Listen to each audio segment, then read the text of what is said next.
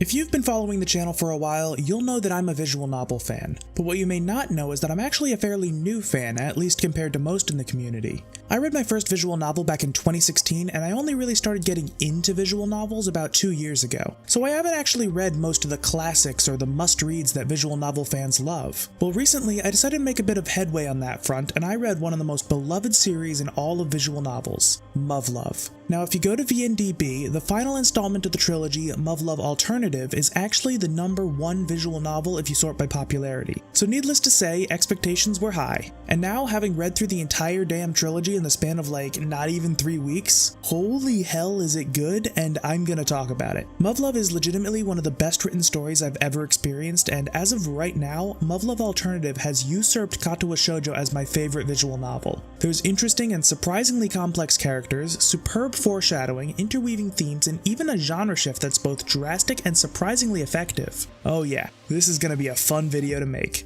But real quick, if at any point you think I'm doing a good job, please consider leaving a like and subscribe if you find my content interesting. It really does help me as a creator. Okay, enough of that, let's get into it. So since my audience is primarily made up of gamers, I imagine that a decent chunk of you haven't actually read the Muv-Luv trilogy. So I'm going to be as spoiler-free as humanly possible, though I will have to reveal a few things purely out of necessity. So while I won't be spoiling any major plot elements or anything like that, I do think it's best to go into the series completely blind. Also, while Muv-Luv is a trilogy, the first 2 installments, Muv-Luv Extra and Muv-Luv Unlimited, are bundled together. So it's 3 visual novels, but 2 pieces of software. And lastly, there are various spin-offs and epilogues out there, but I won't be talking about them, mainly because they're fucking expensive and I'm waiting for a hefty sale. Okay, now that that's all out of the way, let's get started. Muv-Luv Extra is a slice-of-life rom-com. When it comes to realism, Muv-Luv Extra is in an interesting place. It doesn't stick to a 100% accurate representation of the world like many slice-of-life stories do. Pretty much every character is a bit of a caricature, and some of the slapstick humor would absolutely be putting people in the hospital in real life. But it never goes into full-on Looney Tunes territory either. Everything is just a bit larger than life, but it's still ultimately grounded. The premise of the story is that the protagonist, Takeru Shirogane, is a normal Japanese high schooler. Every day, his childhood best friend and neighbor, Sumika Kagami, wakes him up and they go to school. One day, Takeru wakes up to find a strange woman in his bed. Of course, Sumika walks in on this to hilarious comic hijinks. It later turns out that this woman is Maya Mitsurugi, an obscenely wealthy heiress who for some reason has fallen for Takeru. Oh, and for clarity's sake, I'm using the Western naming system of first name, last name, even though as a Japanese product, Muv-Luv uses the Eastern system of family name, given name. It's because I and most of my viewers are Western, and it's less confusing that way. Got it? Good. So I should probably elaborate on how this story is kind of realistic, but kind of not. And the way I look at it, it has 3 core elements to it with varying levels of realism. The story is set in a town in Japan. Everything outside that bubble is true to real life, or at least very close to it. The world itself is 100% realistic. On the more cartoony side, we have the crazy shit that Maya does with her money, like buying all the houses in Takeru's neighborhood and bulldozing them so there'd be privacy, or arranging for a team of dozens of professional chefs to fly in from around the world in order to make school lunches. All these antics are without a doubt larger than life and really wouldn't fit if they were going for hyperrealism. But all this insanity only really exists within the microcosm of this Japanese town. It doesn't really affect anything on a larger scale, and there really aren't any meaningful implications to the world around them. And caught in the middle of these 2 extremes is our lovely cast of characters. As I've already said, the characters of Muv-Luv are all a bit of a caricature. Some take a bit of inspiration from certain anime tropes or real-world personality traits and just turn it up a notch. Again, not going full cartoon, but enough so that all their reactions and behaviors are just slightly over the top. I mean, aside from all the money shenanigans, Maya's whole thing is that she's completely out of touch with normal society due to her lifestyle. Sumika is airheaded and aggressive, but also caring. She acts obnoxious on purpose and loves to banter back and forth with Takeru. And there's also Miki Tamase, or Tama, who's aggressively tiny and adorable. Kei Ayamine is the mysterious delinquent who clashes with Chizuru Sakaki, the uptight class representative. Of course, there are more characters besides this, but you get the point. So what does this all mean? Well, I find that what makes this story fun on a minute-by-minute basis is that you have these over-the-top characters put into these absurd situations without any serious consequences or ramifications, at least in the macro sense. Now, that's not to say that the story doesn't have any weight, but when something goofy and nuts happens, you can just sit back and enjoy it. Because at its core, that's what slice of life is. It's character-driven storytelling at its most pure. On a logical level, the stakes are very low. The consequences of everyone's actions are pretty solidly confined to the interpersonal. When things go right, people are happy. When things go wrong, people are upset. No more, no less. Again, pretty small-scale stuff, but that doesn't mean it lacks impact. Just because these characters aren't fighting for the fate of humanity, yet, doesn't mean that their struggles don't matter, but it does mean that these characters have to do all the heavy lifting when it comes to storytelling. There's no Godzilla, no action set piece, no flashy plot to distract from these characters. And I have to tell you that I think Muv-Luve's characters are great. Their kinda tropey personalities all play off each other nicely, which makes the general banter of the group flow incredibly well. And when you look at each one individually to see what's going on underneath the surface, they all still feel like real people. They have their own struggles, desires, and hang-ups. And one thing that's nice is that as you learn more about them and their pasts, you see why and how their personalities developed in the way that they did, and it's all believable despite how absurd their personalities can look on the surface. None of it feels contrived, which is pretty impressive when you're talking about over-the-top anime personalities. So, Muv-Luve has an interesting structure. Like many visual novels, it has dynamic story paths that branch off based on dialogue choices. You know, like a choose-your-own-adventure book. Now, some visual novels have a true route where there may be branching storylines, but only one of them gets you the real ending. Muv-Luve Extra puts a bit of a twist on this idea. Instead of a single true route, there are 2 main endings, 3 side endings, and 3 that I consider joke endings. Each one of the main and side endings is essentially one girl's route.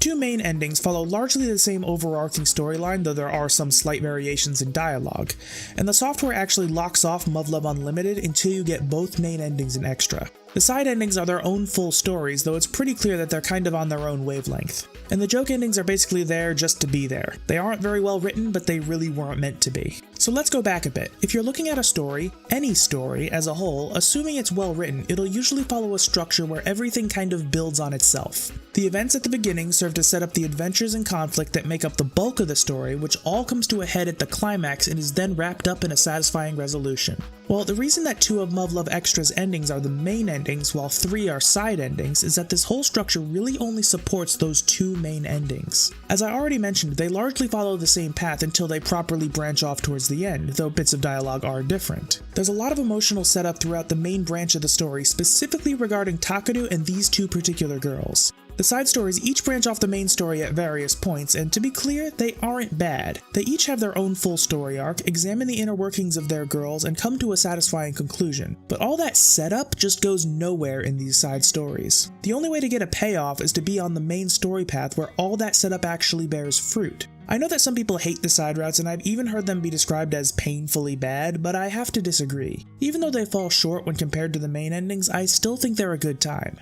Plus, they each offer a unique insight into their respective girls, and I do think that seeing a bit of what makes each of them tick helps when it comes to fully enjoying the trilogy as a whole. So I would recommend going for all endings before you move on to Unlimited. And the last thing I want to mention is the dynamic between Takadu and Sumika.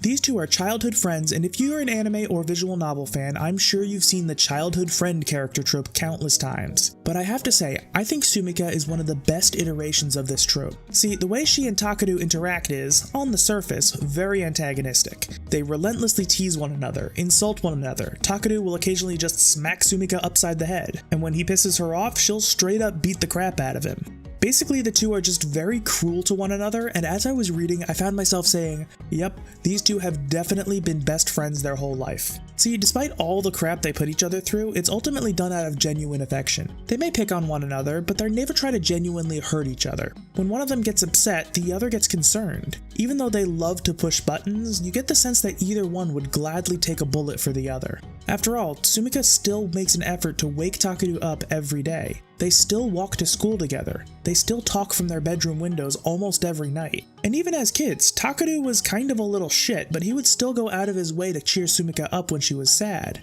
It's these little pieces of love and care that are woven into their everyday actions that really sells it for me. I know I'm going on about this, but I just want to emphasize how much this dynamic genuinely impresses me. They really captured the essence of 2 people who are able to truly let down their guard around each other, and I have to give major props for that. At the end of the day, Muv-Luve Extra is a surprisingly fun and charming slice of life story. Some people don't really like it, but I think a lot of that stems from the fact that it's naturally held next to the rest of the series. And as good as it is, I do think it's ultimately a weaker story than Unlimited, and especially Alternative. Of course it would look bad in comparison, but if you look at Extra on its own, I think it holds up. Plus, it serves an invaluable purpose in the trilogy as a whole, and I think it gets a bit of a bum rap. And with that, I think it's time to move on to the next one where shit gets fucking real. Okay, so I'm gonna give one final warning here. In order to talk about Muv-Luve Unlimited, I do have to reveal a few twists and turns that happen at the beginning. And by have to, I mean I have to. I literally cannot talk about it unless I do. Again, I do think it's best to go in blind, so this is your last chance. Okay, we all good now? Let's do it. I went into Muv-Luv Unlimited a little bit confused. Now, I was lucky enough to go into the series almost completely blind. I had very little idea what to expect. All I really knew is that the same characters would feature and that it would shift from slice of life to science fiction of all things. But going into Unlimited, I had no idea how in the fuck it was going to do that, and on a more fundamental level, I had no idea how it was even going to continue the story on a structural or narrative basis. Remember, there are multiple fully fleshed out storylines in Extra, and none of them are strictly canon. It's not like you could tell a single story that directly continues every one of these endings. Well, what happens is that Takeru gets his ass isekai'd. He wakes up alone in his room. Chronologically, he's set on the main story path towards the end of Extra, but not quite there yet, before it branches off into one of the two main endings. As he leaves his house, he notices something. As he's walking through the town, everything is in ruins. And when he makes his way to the school, it's not a school, but a UN military base. So to make a pretty complex series of events really simple, he's essentially in an alternate version of the world where aliens have invaded, and he's also traveled back in time to the date where he woke up to Maya in his bed. These aliens are known as the Beta. They've wreaked havoc on the population, and humanity's primary focus is on fighting this war. Pretty much everyone in Takeru's original world has a version of themselves in this alternate world. Yuko Kozuki, Takeru's physics teacher, is a top military scientist in this world. She ends up taking an interest in Takeru's situation, helps him adapt to his changes, and pulls some strings to get him enrolled as a cadet on the base as a part of Squad 207. Along the way, he meets alternate versions of many of his old friends and acquaintances, with his main friend group comprising the rest of the cadet squad. There are a few notable differences though. Firstly, his friend Mikoto is gender swapped in this world. Whereas Extra's Mikoto is a boy, Unlimited's Mikoto is a girl. Secondly, there is no trace of an Unlimited version of either Takeru or Sumika. In fact, none of Takeru's old friends recognize him in this world, and none of them seem to have so much as heard the name Sumika Kagami. Okay, so again, to simplify a whole bunch of story, Squad 207 are training to be TSF pilots. TSFs are, quite simply, mechs. Now, I know what you're probably thinking. A bunch of teenagers in mech suits fighting for the fate of the world. Where have I heard that before? But I'd like to use this to segue into something that I really like about Muv-Luv as a whole. There's a concerted effort to make sure that everything makes sense, or at the very least has a consistent frame of logic. And if something doesn't make sense, there's a good chance that it will later. Let's go back to what I was just talking about. Now, teenage anime girls in mech suits is something you see in a lot of Gundam-style anime and manga. At this point, it's safe to call it a trope, and it appears even when it doesn't make all that much sense. Well, in Muv-Luv Unlimited, as Takeru is given a history of the Beta War and the current state of the world, it actually makes logical sense that there would be so many teenage girls here training to pilot mechs. So when it comes to the Beta, the majority of the threat comes from their biology, with each of the different alien species serving as specific use on the battlefield. They don't have much in the way of actual tech, and they have predictable behavior patterns. Some of the Beta are capable of firing extremely powerful lasers with pinpoint accuracy, and given this power and accuracy, they have absolutely no problem shooting planes out of the sky in a matter of seconds. This effectively destroyed conventional air warfare, as the Beta had no air units themselves, but they did have comprehensive anti-air capabilities. Over time, the world's militaries realized that due to the sheer destructive capabilities of the Beta, and not just the ones that shoot lasers, their best bet moving forward was to design war machines in the interest of mobility rather than durability, leading to the development and refinement of mechs. After all, if taking a hit was going to kill you near instantly regardless, it's best to plan around avoiding taking damage entirely. Okay, so that explains the mechs, but what about the teenage girls? Well, the Beta War had been going on for around 30 years by the time Takeru showed up, and humanity hadn't exactly been winning, only surviving. The Beta had reduced the population of the planet to around 1 billion people, and all surviving nations were in full-on militarization mode. As you might expect, that means a draft. As humanity got more and more desperate, they started increasing the draft pool. At the time of Takeru's arrival, the Japanese draft age had been lowered for several years, meaning that the overwhelming majority of men Takeru's age had already been drafted and completed their training years prior, and women started getting drafted not long beforehand. So as a result, most of these trainees are now teenage girls. And it's not like any of this is explicitly presented as, okay, here's why we have anime girls and mechs. It's all just a natural part of the exposition, and it's done in such a way that it all just feels like regular world building, rather than feeling like it was done for the benefit of the reader, despite the fact that it's absolutely done for the benefit of the reader. Of course, there are a few instances where Takeru will kind of have his own internal monologue, piecing together bits of info to kind of guide the reader along, but it's all presented in such a way that it feels natural.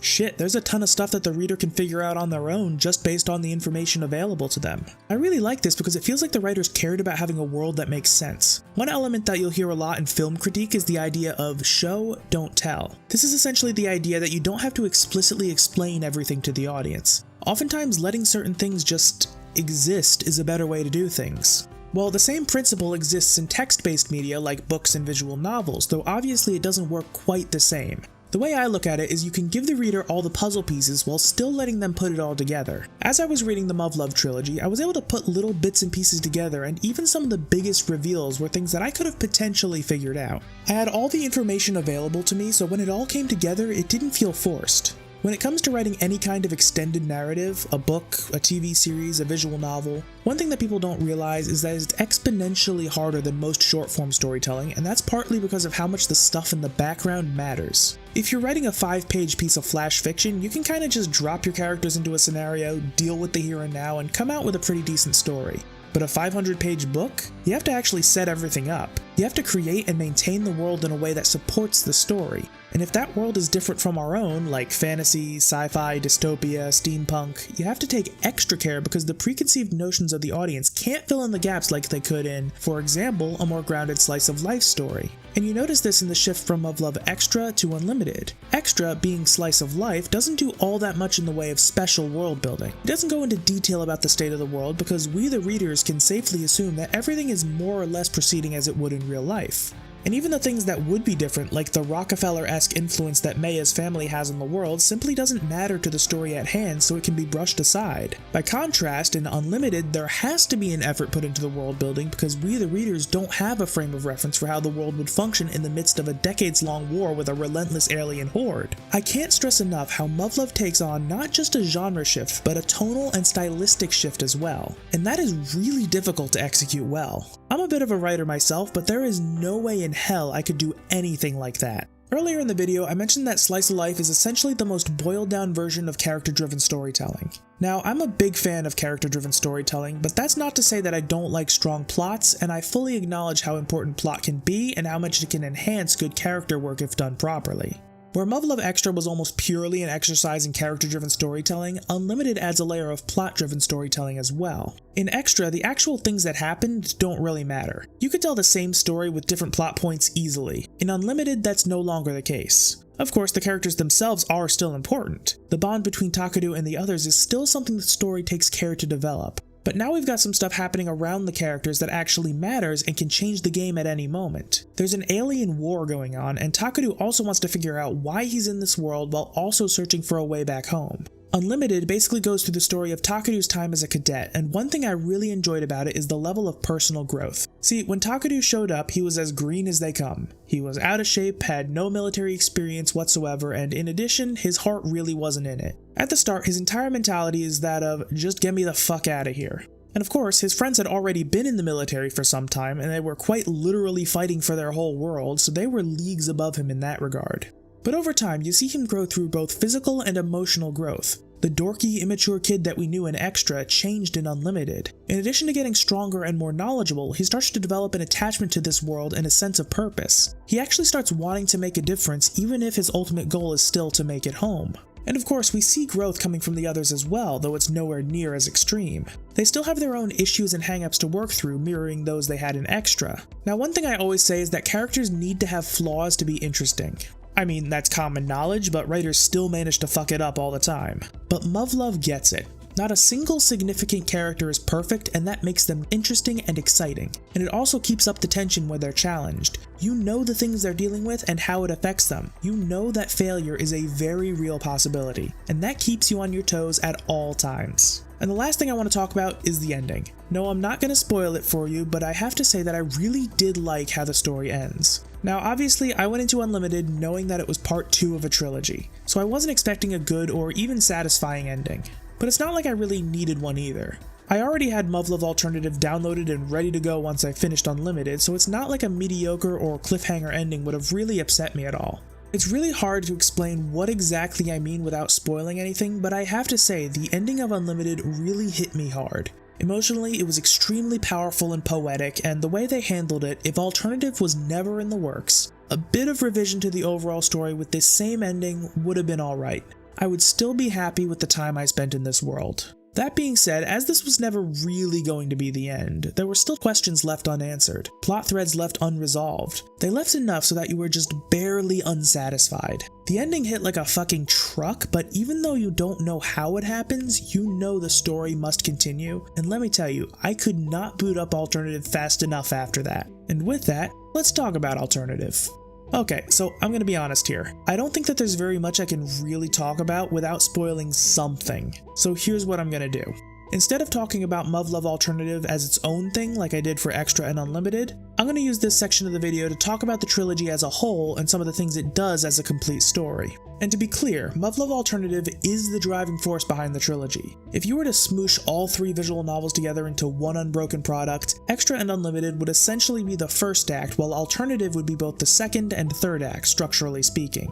Of course, this isn't a one-to-one analogy, but I want to give you an idea of how major Alternative is to the story as a whole, more so than the typical conclusion to a trilogy would be. Extra and Unlimited honestly just feel like they're set up for Alternative, at least in retrospect. But again, I can't talk too much about Alternative specifically without spoiling things, so I'm going to kind of break it down into 3 sections discussing the entire series. I'm going to talk about the science, the structure, and the themes. Earlier in the video, I talked about how Muv-Luv takes pains to ensure that the world makes sense, and I went over a bit about the war with the Beta as an example. Well, the same applies to pretty much every sci-fi thing that exists within the story. And what's really neat about that is that just about all of the science within the story is based on actual scientific principles and theories. Like, take for example the fact that Takaru got yoinked from the slice of life world to the sci-fi world. If you're a sci-fi fan, you're probably at least a bit familiar with the many worlds theory, also known as the multiverse.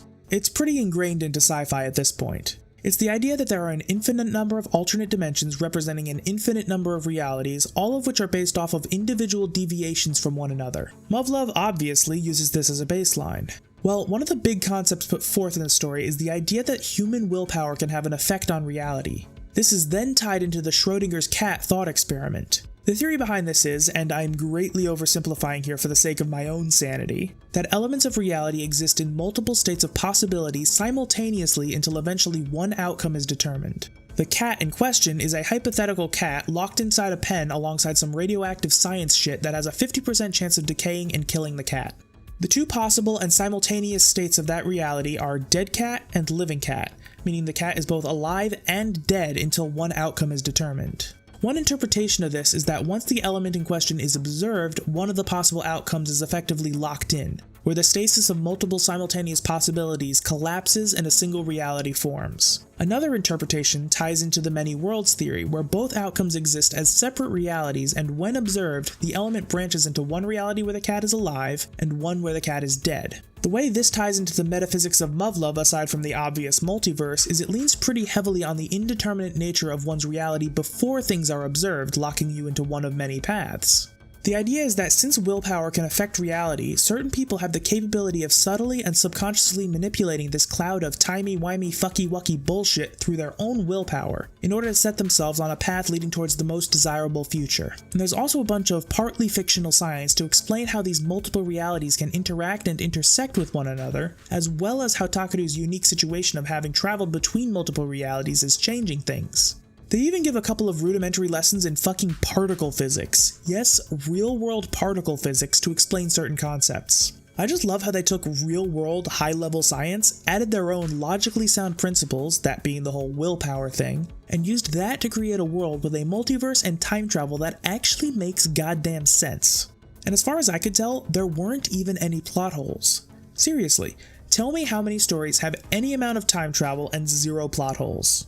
Even the best stories often have trouble covering their tracks there. And this is just one part of all the science stuff that Muv-Luv does, albeit it is the most significant bit. Pretty much everything has some form of logical or scientific basis. The visual design of the mechs, military tactics on the battlefield, the structure and design of the hives the aliens built all over the planet. Just about everything is accounted for, and if there's one thing I love in a complex story, it's attention to detail. The fact that they took so much care, went through painstaking efforts to make sure everything has a cause and effect, really did a lot to make the world more believable, and I can't overemphasize how much I enjoyed it and how smart it made me feel at the end. I mean, come on, I literally researched theoretical physics for this script. Okay, so next up is the structure, and there's 2 things I want to address. The first is the chronological structure of the 3 visual novels. So for those of you who aren't particularly familiar with the different structures visual novels can take, there are a few basic formats that the overwhelming majority of visual novels utilize. The first type of visual novel is kinetic. This is essentially a straight path from beginning to end, represented here by a straight line. There are no deviations, no choose-your-own-adventure elements, just straight story like a book or a movie. Some kinetic visual novels will have choices that don't affect the story as a whole, but do change up a bit of dialogue. I can represent that kind of thing as a squiggle, since it really doesn't count as a proper branch in the story.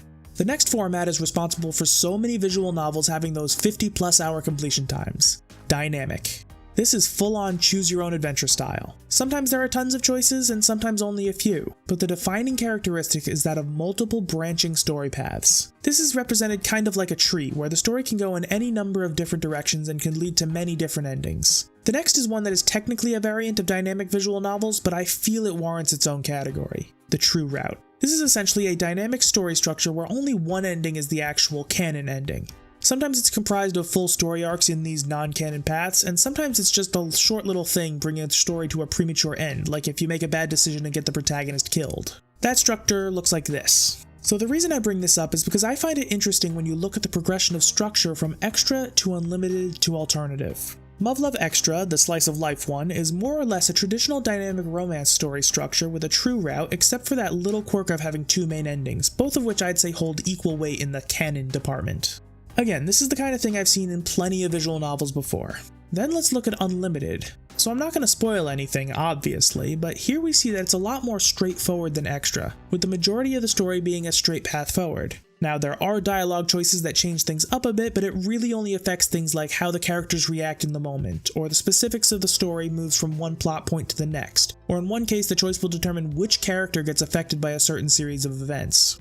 Interesting to see the different possibilities, but not anything that really has any impact on the story itself. But towards the end, that's where things actually do branch off into unique paths. But even then, it's mostly just a choice to go on a path and more or less a straight shot to the end from there. And by that time, you've already experienced the bulk of what Unlimited is meant to give to you, so it's not like this change really actually makes that much of a difference. Again, I'm really trying hard to explain what I mean without spoiling anything, and it's really tough. And then there's Alternative, which I'd actually classify as kinetic. It's still got those dialogue choices which switch things up, and there are a few pretty emotionally impactful things that are affected by your choices, but the actual story itself is pretty much set in stone. And it's also worth noting that while Alternative is the least dynamic of the 3, it's also longer than the other 2 put together, which is really saying something. One of the biggest factors that can pad the reading time of a visual novel is the fact that multiple storylines effectively multiply the actual length of the visual novel. The fact that the kinetic Alternative blows 2 dynamic visual novels out of the water just goes to show that there's a lot of story to experience. And I think that plays into what I mentioned earlier. In many ways, it really does feel like Extra and Unlimited serve mainly to provide the context and setup for Alternative. It was clear to me that a whole lot of love went into Alternative specifically, and that really it's the story of Muv-Luv, rather than just the conclusion to a trilogy. And I think that's part of why you'll notice that the level of dynamics decreases as the series progresses. You go from a fully dynamic story to one that's largely kinetic but technically dynamic, to one that's basically kinetic with flair. The way I view it, Muv-Luv Extra is the introduction to and examination of the cast of characters. It's basically saying, here's a group of interesting and fun people, enjoy yourself and explore. Unlimited is the introduction to the setting and plot. It takes these characters we've grown to love, dashes in some excitement and more than a few questions, but just as Takadu has little choice but to proceed with his new life as it presents itself in the hope of making progress towards his ultimate goals, we kinda have to let the story take us for a bit of a ride. Sure, we get to influence it a bit, but just like Takadu, we don't have the same degree of control as before. And then comes Alternative. At this point, if you've gone through Extra and Unlimited and are booting up Alternative, there's a good chance you've completely been invested at this point. So Alternative just says, strap in and sit back. I'm gonna tell you a fucking story and you're gonna listen. You basically get to explore and feel out the world and characters in Extra and Unlimited, but that all just serves the greater purpose of setting up Alternative. And that's not to say that Extra and Unlimited aren't good in their own right. I thoroughly enjoyed them, but I completely get why these two get kind of sidelined when people talk about Muv-Luv. Alternative is the big player, Extra and Unlimited are the support. And I think that just goes to show how much long-term thought and care went into everything. This was meticulous and methodical, and I respect the hell out of it. The other structural thing I want to talk about is the plot, but on a more abstract level. So I'm going to steal something from a Phil Mento video because I think he explained it better than anyone I've seen yet. Plot, when done properly, enhances good characters. In that setting, plot can essentially be boiled down into 3 factors: goals, stakes, and urgency. What do the characters want? What happens if they fail? And why do they have to go for it right now? There can be different goals, stakes, and levels of urgency for different characters, and 2 or more characters each striving for incompatible goals is a common source of conflict in writing. Basically, these 3 ideas, goals, stakes, and urgency, are the foundation of a strong plot. Well, once I looked at Alternative through that lens, I came to some interesting conclusions. I noticed something. Once the meat of the story had fully developed, Takadu essentially had 3 different categories of goals in front of him: interpersonal, global, and metaphysical. Each of these 3 sets of goals has an escalating sense of stakes, and it's pretty neat to see them weave together. Let's go through them. On the interpersonal level, Takadu has things he wants to accomplish with himself and the people around him. He needs to bond with his squad mates, he needs to comfort his friends when they're upset, he needs to help them with their own hang-ups that are holding everyone back. There are other relationships with other people that he needs to develop and explore that I can't spoil here. And on a more intrinsic level, he needs to address his own emotional weaknesses. When he suffers various forms of trauma in the course of the war, he needs to learn how to deal with it, how to carry on. When he's suffering, he needs to learn to face his demons head on instead of running away. He needs to learn to accept temporary setbacks and hardships in order to secure a greater long-term outcome. The stakes here aren't minor, but they're the most minor of these 3 overarching categories. That being said, if these goals are ignored, Takadu's mental health could suffer. His squad mates could lose some of their effectiveness as a unit, putting them all in physical danger. And of course, if he doesn't address these various issues, he could basically become a soulless husk throughout the course of the story. He'll be miserable and jaded. These can all serve as the foundations for bigger problems later on. And as far as urgency goes, it's not a case of fix it right now or else, except in a few select instances where there's a physical threat. But the thing is that these issues are persistent. They're always there, and the longer they're left to lie, the worse they'll become and the more likely they are to snowball into something insurmountable. On a global level, Takadu is, well, fighting aliens. There's a big, obvious threat in front of him, and as much as Takadu has other shit he needs to do, he can't just ignore the beta. The goal here is pretty simple: fight and win. There are plenty of sub-objectives, both big and small, from surviving a skirmish to defending a checkpoint to launching an attack, but it's all about the overall goal of fight the beta. The stakes should be self-explanatory. If Takadu fails, he and his friends die, and on a larger scale, humanity in this world will be eradicated. Pretty serious shit. And the urgency is also pretty self-evident. Humanity is on the back burner, and there's always the threat of being overrun. Something's gotta turn the tide of the war, and Takadu's unit are doing everything they can from their positions as mech pilots. The whole sequence serves 2 main purposes. On the one hand, that whole dying thing would really throw a monkey wrench into his long-term goals. But in addition to that, Takadu develops an attachment to this world and its inhabitants. He starts to want to fight for them. He doesn't want to just leave everyone to die. And this goes beyond the general humanity of it all. I mean, even if I got isekai'd into another dimension and wanted to get home, I'd still feel for the inhabitants and want what's best for them. But he really starts to develop a sense of purpose in this new world, and it gives a lot of these global level stakes a whole lot more attention than they would have otherwise. I mean, before, when Takadu was planning on just leaving everything behind, you kinda had this sense of, if he gets home, this whole thing is out of sight, out of mind. But now that there's an emotional tether there, you start to really care about the fate of the world like he does, and if he just fucks off, it wouldn't feel right. And I like that. And now, the metaphysical stuff. The most baseline goal here is get home. Of course, that requires traveling between dimensions and also some other big things that I can't spoil. There's also the issue of fixing whatever shit got fucked badly enough to allow Takadu to be pulled into this world. I mean, reality itself had been warped far beyond anything that had ever happened before, and there were consequences to that. The stakes? Well, I can't give away too much in terms of specifics, but I can give you some of the puzzle pieces. The story deals with the manipulation of space and time and the warping and fragmentation of reality itself alongside the intersection of multiple dimensions. Now imagine, what could possibly go wrong? If you said everything, you've got good intuition. At that level, literally nothing is safe. Everything can be broken, and it's really only limited by the imagination of the author. So the stakes are pretty high, to say the least. And as far as urgency goes, there are some bits and pieces that are given a definitive sense of urgency that I can't explain in this video, but other bits are left deliberately vague. You know things are gonna be fucked, but you don't know exactly when or even how they're gonna be fucked. And that tension is a big driving factor. Yeah, maybe they've got the time, maybe they don't. Should they risk it? Smart money's on no. These three categories of goals all weave together to create a really neat multifaceted type of tension. A lot of stories featuring some form of quest or hero's journey tend to have their entire conflict centered around the big bad and how the protagonist and friends need to beat it. With Muv-Luv, there is a central goal at play, that being Takeru's desire to go back to his original world, but other tiers of goals all play into it and all take prominence at certain points. I mean, when Takeru is dealing with the after effects of a traumatic event, it threatens to completely consume him and becomes the #1 thing he has to deal with. And that's not just because it'll impact him negatively, but because it would hinder his ability to complete the other goals which are, at least on paper, more important. There's no singular obstacle, no one challenge that made me think, this is the one thing Takeru is up against. Much like real life, there's a bunch of shit going on all at once and he just kinda has to deal with it however he can.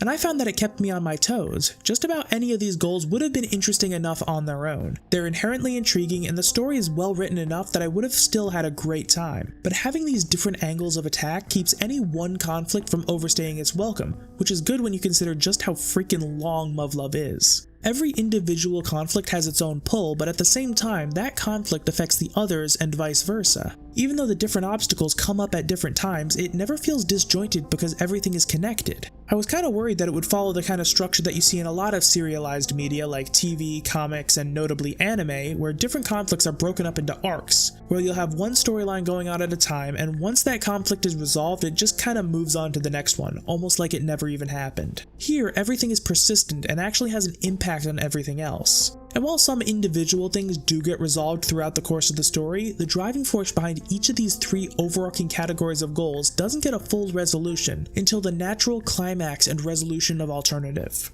And once that all happens, it's almost like a weight is removed from your chest and you can see just how masterfully they've managed to build the tension up over the course of dozens of hours. It really is amazing just how much went into planning this series out.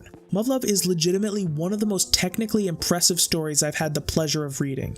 Just the planning and charting alone must have taken forever. So to wrap things up, now I want to talk a bit about themes. Now when I'm playing a game or reading a visual novel and I know I'm going to make a video on it, I have my own mental process to prepare for future analysis. Basically, I observe the product, take note of my reactions to it, and ask myself what it is that elicited those reactions. But one thing I also do when it comes to story analysis specifically is try to identify a core theme and just keep running it through my mind. If you can figure out a story's theme, a lot of things kind of fall into place and you can draw a lot of connections that were hidden before. A theme is basically an idea or a message that the story tries to reinforce. Well, as I read through the Muv-Luv series, I realized that my answer for what is the theme here kept fucking changing.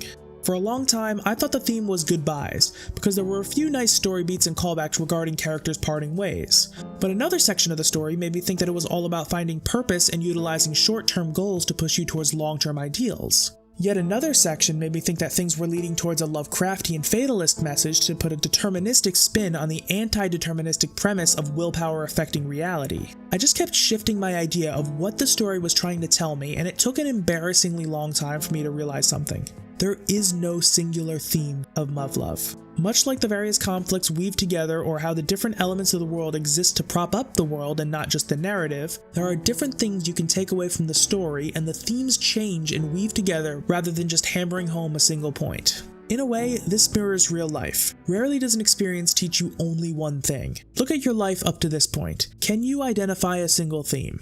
Unless you've gone through a very direct and focused type of hardship your entire life, chances are you can't. At different points throughout your life, your different struggles teach you different things, but they all come together to make you the person you are today. And the same is true of Muv-Luv and Takeru. When he learns to fight for the here and now and not just for his own lofty goals, when he learns to rely on and trust his companions, when various characters learn to make tough decisions for the greater good, this all builds on itself and everything comes together at the climax. All these threads finally bear through, and I really wish I could show you how, but that would involve major spoilers. And again, this brings me back to my point in the last section. Muv-Luv is very technically impressive writing. Honestly, having a single theme that's subtly reinforced throughout the story is admirable on its own. But when you can have all these related but distinct themes that all band together like a cable, I don't even know how you'd go about that. I wish I could go into a bit more detail about the themes of Muv-Luv, but again, spoilers. I really can't give much in the way of specifics, but I feel like I would be doing you a disservice if I didn't talk about it at all. I went into Muv-Luv with fairly high hopes, but to say that it exceeded my expectations would be an understatement. I absolutely love this series, and I can't believe I slept on it for so long. This is one story I know I won't ever completely forget. You know, there's one thing that's said in all 3 of the Muv-Luv visual novels, a saying that Takadu learned as a child and kept with him as he grew up. When you're parting from someone you care about and don't want it to be the last time, don't say goodbye. Instead, say see you later, because then that's a promise that you will meet again. And in the same vein, I'm not going to say goodbye to Muv-Luv because I know that unless I get hit by a bus or something, I will come back to it sooner or later. So instead, to Muv-Luv, I'll see you later. This is a truly wonderful story, and I'm sure that there are so many things that I won't even catch until my next read, and I'm grateful I had the chance to experience it. I cannot recommend Muv-Luv highly enough. Thanks for watching. This video was originally meant to just be a quick 20-minute worth your money review, but I realized about halfway through Unlimited that I had to do a full breakdown or I would just go nuts, which is why you're only seeing the 1 video this month even though I was originally planning on doing 2. Follow me on Twitter at @adstweets for updates and memes, and don't forget to subscribe for future content. By the time this video is up, my new PC should be in my possession, and when that happens, I'm going straight to work on another evolution video. If you liked the evolution of Touhou, I think you'll be pleased to know that I plan to make that style of video a regular feature on the channel, and the next one will be out as soon as humanly possible. Well, with all that being said, thank you all for watching, and I'll see you later.